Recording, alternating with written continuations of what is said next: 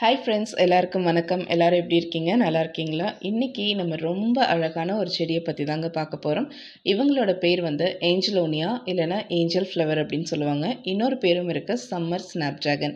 இந்த பேர் ஏன் வந்தது அப்படின்னா, ஸ்னாப் ட்ராகன் பூக்கள் மாதிரியே இந்த பூக்களும் இருக்கிறதுனால அந்த பேர். அது மட்டும் இல்லாமல் சம்மர் சீசன் வந்தால் ஸ்னாப் ட்ராகன்ஸ் வந்து பூக்கள் கொடுக்கறத நிறுத்திடும்.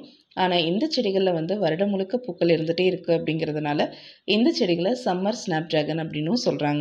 இவங்களோட ஒரிஜின் வந்து பார்த்திங்கன்னா மெக்சிகோ அண்ட் வெஸ்ட் இண்டீஸ், அங்கேருந்து தான் மற்ற நாடுகளுக்கு பரவலாச்சு அப்படின்னு சொல்கிறாங்க. பட் ஈவன் அங்கேருந்து வந்திருந்தாலும் நம்ம கிளைமேட்டுக்கு ரொம்பவே சூட்டபிளாக வளரக்கூடிய ஒரு செடி தான் இது. இந்த பூக்களில் பார்த்திங்கன்னா நிறைய கலர் ஆப்ஷன்ஸ் இருக்குது. அதுவே ஒரு பெஸ்ட்டான விஷயம்னு சொல்லலாம். அண்டு நமக்கு இங்கே வந்து பாதி கலர் வந்து இங்கே அவைலபிளாக கிடைக்கிது. ஒன்று பார்த்திங்கன்னா white, pink, purple, blue and bi கலர்னு சொல்லுவாங்க. அதை வந்து பர்பிள் ஸ்ட்ரைப்புன்னு சொல்லுவாங்க. ஒயிட் கலர் பூவில் நல்ல பர்பிள் ஸ்ட்ரைப் போட்ட மாதிரி இருக்கும். ஸோ அந்த ஒரு கலர் மட்டும் எனக்கு கிடைக்கல, மற்ற 4 கலருமே நம்மக்கிட்ட இருக்குது. ஸோ இந்த வீடியோவில் வந்து நீங்கள் பார்த்துட்டே வருவீங்க ஒவ்வொரு கலராக. இதையும் தாண்டி ரெட் கலர் வந்துருக்கு, பட் இங்கே வந்து நமக்கு அவைலபிளாக இல்லை.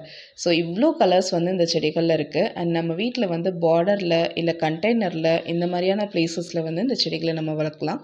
ரொம்ப ஹைட்லாம் போகாது. ஓரளவுக்கு நம்ம சொல்லணுன்னா ஒரு நல்ல ஒரு கீழெல்லாம் நீங்கள் வைக்கும்போது ஒரு சின்ன ஒரு காஸ்மோஸ் செடி அளவுக்கு வந்து வளரக்கூடிய ஒரு தன்மை கொண்டது. ஒரு 12 இன்ச் அந்த அளவுக்கு வந்து வளரக்கூடிய ஒரு செடி தான் இது. ஸோ ஈஸியாகவே நீங்கள் வந்து கண்டெய்னரில், அதாவது நம்மளுடைய தொட்டிகளில் இந்த செடிகளை வந்து ரொம்ப ஈஸியாகவே வளர்க்கலாம். அது மட்டும் இல்லாமல் நீங்கள் பார்டரில் ஒரு சின்ன ஸ்பேஸ் இருந்தால் கூட நம்ம இந்த செடிகளை வைக்கும்போது பார்க்கவே ரொம்ப அழகாக இருக்கும். இந்த செடியை வந்து கண்டிப்பாக நம்ம வெயிலில் வச்சு தான் வளர்க்கணும். அதாவது நேரடி சூரிய வெளிச்சத்தில் தான் வளர்க்கணும். அப்போ தான் வந்து பூக்கள் வந்து எடுக்கும். நீங்கள் வந்து இன்டைரக்ட் பிரைட் சன்லைட் இல்லைனா ஒரு 2 மணி நேரம் 3 மணி நேரம் வெயில் கிடைக்கிற மாதிரி இடங்களில் வச்சிங்கன்னா செடி வளர்ந்துட்டே போகுமே தவிர பூக்கள் வந்து உங்களுக்கு பூக்கவே பூக்காது. ஸோ எப்போ நீங்கள் ஒரு 6 மணி நேரம் 8 மணி நேரம் சூரிய வெளிச்சத்தில் வைக்கிறீங்களோ அப்போ தான் வந்து மொட்டுக்கள் நல்லா வச்சு பூக்கள் வந்து பூக்க ஆரம்பிக்கும். ஏன் இதை சொல்கிறேன்னா, மாடி வச்சுருக்கிறவங்களுக்கு பிரச்சனை கிடையாது. பட் இந்த பால்கனி மாதிரி ஏரியாஸ் இருக்கிற அங்கே வளர்க்கணும் அப்படின்னு நினச்சிங்கன்னா கண்டிப்பாக இந்த ஒரு 6 ஹவர்ஸ் சன்லைட் கிடைக்குதா அப்படிங்கிறத நீங்கள் வந்து பார்த்துட்டு அதுக்கப்புறம் வந்து நீங்கள் நடவு பண்ணிக்கலாம். அடுத்து வந்து நம்ம ப்ரொபகேஷன் தான் பார்க்க போகிறோம். எனக்கு இந்த செடியிலே ரொம்ப பிடிச்சது இந்த ப்ரொபகேஷன் தான். ஈஸியாக பிகினர்ஸ் கூட ப்ரொபகேட் பண்ணிடலாம். அவ்வளோ ஈஸி இதில் ப்ரொபகேட் பண்ணுறது. இந்த ஒயிட் கலர் பார்த்திங்கன்னா வரும்போதே எனக்கு செடி வந்து கட்டாயி வந்துருச்சு அண்ட் செத்தும் போச்சு. நீங்கள் பார்த்தீங்கன்னாவே தெரியும். அந்த மேலே இருக்கிற அந்த உடஞ்ச சின்ன சின்ன அந்த பிரான்ச்சஸை வந்து கீழே வச்சுருந்தேன். வச்சு அதை உயிர் பிடிச்ச உடனேவே மொட்டுக்கள் விட்டு பூக்க ஆரம்பிச்சிருச்சு. ஒரு கிட்டத்தட்ட ஒரு வாரம் ஷேடில் வச்சுருந்தேன். பார்த்தீங்கன்னாவே தெரியும் எவ்வளோ குட்டியோண்டு இருக்குது, இதுலேயே எவ்வளோ பூக்கள் வந்திருக்கு அப்படின்னு சொல்லிட்டு. ஸோ இந்த செடிகளில் வந்து ப்ரொபகேஷன் ரொம்ப ரொம்ப ஈஸி. நீங்கள் சும்மா ஒரு சின்ன இவ்வளோ தண்டி இருக்கணும் ஸ்டெம்ஸ், மற்ற செடிகளுக்கெல்லாம் நம்ம சொல்லுவோம் இல்லையா? இப்போ நீங்கள் பார்ப்பீங்க, நான் எவ்வளோ குட்டி குட்டி ஸ்டெம்ஸ் வந்து இது வந்து வாட்டர் ப்ரொபகேஷன் ஃபஸ்ட்டு நான் பண்ணினது. எனக்கு இதை வந்து நேரடியாக ஊனி வச்சா இந்த அளவுக்கு வந்து ஈஸியாகவே செடி வளரும் அப்படின்னு சொல்லி எனக்கு தெரியல. ஸோ அதனால் என்ன பண்ணேன்னா, செடி வரும்போது நிறைய உடஞ்சி இந்த மாதிரி, ஏன்னா இதெல்லாம் ரொம்ப மெல்லிசாக இருக்கிறதுனால உடஞ்சிருந்தது. அதை எல்லாத்தையுமே தண்ணியில் போட்டு வச்சேன். கிட்டத்தட்ட ஒரு 1 வீக்லேயே வந்து பார்த்திங்கன்னா நல்லா வேர் விட்டு அதிலேருந்து குட்டி குட்டி பிரான்ச்சஸ் எல்லாமே வர ஆரம்பிச்சிருச்சு. ஸோ இந்த அளவுக்கு வந்து ப்ரொபகேஷன் ஈஸி. நீங்கள் வாட்டர் ப்ரொபகேஷன் பண்ணணுங்கிற அவசியம் கூட கிடையாது. ஜஸ்ட் அந்த மேலே இருக்கிற தண்டை வந்து கட் பண்ணிவிட்டு, அது எவ்வளோ மெல்லிசாக இருந்தாலும் பரவாயில்ல, கட் பண்ணிவிட்டு நீங்கள் அப்படியே மண்ணில் ஊனி வச்சிங்கனாவே இந்த செடி ஈஸியாக உயிர் பிடிச்சி வளர்ந்துடும்.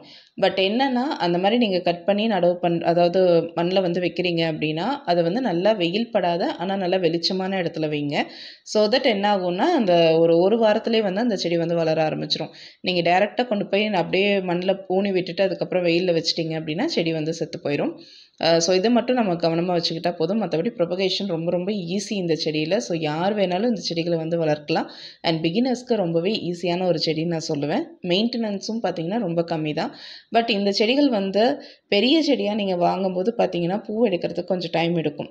ஸோ அந்த மாதிரி டைமில் வந்து நீங்கள் என்ன பண்ணலான்னா, ஃபிஷ் அமினோ ஆசிட் இருக்கு இல்லையா, அந்த கரைசல் வந்து நீங்கள் கொடுக்கலாம். மீன் அமிலம் அந்த கரைசல் வந்து நீங்கள் மேலே தொளிச்சு விடும்போது சீக்கிரமாக ஒரு 1 வீக் இல்லைனா ஒரு 2-3 டேஸ்லேயே வந்து உங்களுக்கு மொட்டுக்கள் வைக்கிறத நீங்கள் பார்க்க முடியும். அண்ட் வந்து இந்த மொட்டுக்கள் வந்து எனக்கு ரொம்ப ரொம்ப ரொம்ப பிடிக்கும். அப்படியே ஒரு பல்ப் மாதிரி அழகாக இருக்கும் அப்படியே தொங்கும்போது. அது சின்னதுலேருந்து பெருசாகும்போது பார்த்திங்கன்னா அவ்வளோ க்யூட்டாக இருக்கும் அந்த மொட்டுக்கள் பார்க்குறதுக்கு குட்டி குட்டியாக அழகாக. ஸோ கண்டிப்பாக இந்த செடியை வந்து நீங்கள் கண்டிப்பாக ட்ரை பண்ணி பாருங்கள். அண்ட் இதில் வந்து பூச்சி தாக்குதல் அப்படின்னா கண்டிப்பாக வந்து மாவு பூச்சி வரும். அதுக்கப்புறமா அந்த இலைகளில் வந்து கோடு போடும் இல்லையா, அந்த ஒரு மாதிரி லைன் போட்ட மாதிரியே இருக்கும் இல்லையா, அது நிறைய வரும். கண்டிப்பாக வந்து அதனுடைய தாக்குதல் நிறையா இருக்கும். அண்ட் இது போக வந்து ஆஃபிட்ஸ் வந்து மேபி வின்டர் சீசனில் வரலாம். அண்ட் தென் இன்னொரு பூச்சி இருக்குது ஒயிட் கலரில் வண்டு மாதிரியே இருக்கும். அது என்ன பண்ணுன்னா லீஃப் ரூட் எல்லாத்தையும் கட் பண்ணி விட்டுரும். ஸோ அது வந்து எல்லாத்துலேயும் காமனாக வர ஒரு பூச்சி தான். ஸோ அந்த பூச்சியினுடைய அதாவது காமனாக வரக்கூடிய பெஸ்ட் எல்லாமே இந்த செடிகளுக்கும் வரும். அப்பப்போ வந்து செடிகளை வந்து நீங்கள் பார்த்துட்டு மாவு பூச்சி இருக்கா 1 2 இருந்ததுன்னா அப்போவே எடுத்து போட்டுருங்க. அண்ட் ஸ்கேல் இன்செக்ட்ஸ் வந்து அப்பப்போ வர்றதுக்கான வாய்ப்புகளும் இருக்குது. ஸ்கேல் பூச்சின்னா அப்படின்னா நீங்கள் பயப்படலாம் தேவை கிடையாது. பிகாஸ் இந்த சீசனுக்கு வந்து எல்லா செவ்வந்தி ஆகட்டும், இல்லை கொரியாப்சஸ் ஆகட்டும், எந்த செடியாக இருந்தாலுமே ஒன்று ஒன்று அங்கங்கே வந்து இருக்க தான் செய்யுது. ஸோ இந்த சீசனில் இந்த பூச்சிகள் எல்லாமே ரொம்ப காமன். ஸோ நம்ம அதுக்கேற்ற மாதிரி நீம் ஆயில் சொல்யூஷன் அந்த மாதிரி நம்ம கொடுத்துட்டே இருக்கும்போது அண்ட் அப்பப்போ வந்து நீங்கள் செடிகளுக்குள்ளே வந்துட்டு ஏதாவது பூச்சி இருக்கான்னு செக் பண்ணி பார்க்கும்போது நீங்கள் வந்து அதை வந்து தவிர்த்திடலாம். டெட் ஹெட்டிங் அப்படின்னு வரும்போது இந்த செடிகளுக்கு டெட் ஹெட்டிங் தேவையே கிடையாது. நான் அது வரைக்கும் பண்ணவும் இல்லை. அண்ட் விதைகளும் வந்து நான் பார்த்ததில்ல, அதை நான் சொல்ல மறந்துட்டேன். விதைகள் இன்னும் வச்சது கிடையாது அந்த செடிகள்.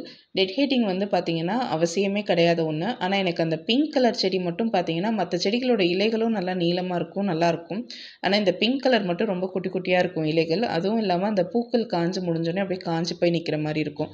ஸோ அந்த ஒரே ஒரு கலருக்கு மட்டும் நான் டெட் ஹெட்டிங் பண்ணுவேன். பட் மற்றபடி இந்த செடிகளுக்கு வந்து பொதுவாக டெட் ஹெட்டிங் அப்படிங்கிறது தேவைப்படாத ஒன்று தான். அடுத்து வந்து மண்கலவை அப்படின்னு பார்த்தீங்கன்னா மற்ற செடிகளுக்கு சொல்கிற அதே மண்கலவை தான். ஒரு ஸ்பெஷல் ரெக்குயர்மெண்ட்டும் கிடையாது. மண்கலவைக்குனே நான் தனியாக ஒரு வீடியோ வந்து கொடுத்துருக்கேன். அதையும் போய் செக் பண்ணி பாருங்கள். ஒரே ஒரு விஷயம்தான், மண்கலவை கொடுக்கும்போது அது கூடயே ஆர்கானிக் ஃபர்டிலைசர்ஸும் சேர்த்துட்டிங்க அப்படின்னா அந்த எப்சம் சால்ட் இதெல்லாமே சேர்த்துட்டிங்க அப்படின்னா செடிகளுடைய வளர்ச்சி வந்து ரொம்பவே நல்லாயிருக்கும். ஸோ இந்த செடிக்கு வந்து உரங்கள் அப்படின்னு பார்க்கும்போது ரொம்ப தேவைப்படாது. அடிக்கடி நீங்கள் வந்து ஃபீட் பண்ணணும் அப்படிங்கிற அவசியம் கிடையாது. மந்த்லி ஒன்ஸ் வந்து நீங்கள் கொடுக்கலாம். இல்லை மற்ற செடிகளுக்கு நீங்கள் எப்போ போடுறீங்களோ அப்போ வந்து உரங்கள் வந்து நம்ம கொடுக்கலாம். இல்லை ஸ்லோ ரிலீஸ் ஃபர்டிலைசர்ஸ் அந்த மாதிரி நீங்கள் யூஸ் பண்ணிக்கலாம். ஸோ ரொம்பவே ஒரு லோ மெயின்டெனன்ஸான ஒரு செடி. அண்ட் உங்களுக்கு டெட் ஹெட்டிங் பிரச்சனை கிடையாது. நம்மளுடைய டெம்பரேச்சருக்கு ஏற்று வளரக்கூடிய ஒரு செடி இது. பட் மழைக்காலங்களில் மட்டும் ரொம்ப தண்ணி தேங்காமல் பார்த்துக்கோங்க. தண்ணி ரொம்ப தேங்குச்சு அப்படின்னா வேரலுகள் வந்து வந்துடும். அது ஒரு விஷயத்தை மட்டும் நீங்கள் கன்சிடர் பண்ணிக்கணும். மற்றபடி நம்ம கிளைமேட்டுக்கு ரொம்ப சூப்பராக வளரக்கூடிய ஒரு செடி தான் இது. ஸோ உங்களுக்கு எத்தனை பேருக்கு இந்த வீடியோ பிடிச்சிருக்கு அப்படின்னு சொல்லி மறக்காமல் சொல்லுங்கள். உங்கள் ஃப்ரெண்ட்ஸ் யாராவது வந்து பிளான்ட் லவராக இருக்காங்க, இல்லை புதுவிதமான செடிகள் வளர்க்கணும் அப்படின்னு நினைக்கிறாங்கன்னா கண்டிப்பாக இந்த வீடியோவை அவங்களுக்கு ஷேர் பண்ணி விடுங்க. அவங்களோட கருத்துக்களை கமெண்ட் செக்ஷனில் சொல்லுங்கள். உங்களுக்கு பிடிச்சிருந்தா லைக் பண்ணுங்கள். அண்ட் கார்டனிங் பிடிக்கும்னா நம்ம சேனலை சப்ஸ்கிரைப் பண்ணிக்கோங்க, லைக் பண்ணிக்கோங்க, கமெண்ட் பண்ணுங்கள், ஷேர் பண்ணுங்கள். அண்ட் மறக்காமல் பெல் ஐக்கானை ப்ரெஸ் பண்ணிக்கோங்க. அப்போ தான் நம்மளுடைய நோட்டிஃபிகேஷன்ஸ் எல்லாமே உங்களுக்கு மிஸ் ஆகாமல் வந்து சேரும். அடுத்து இன்னொரு சூப்பரான வீடியோவில் பார்க்குறேன். நன்றி, வணக்கம்.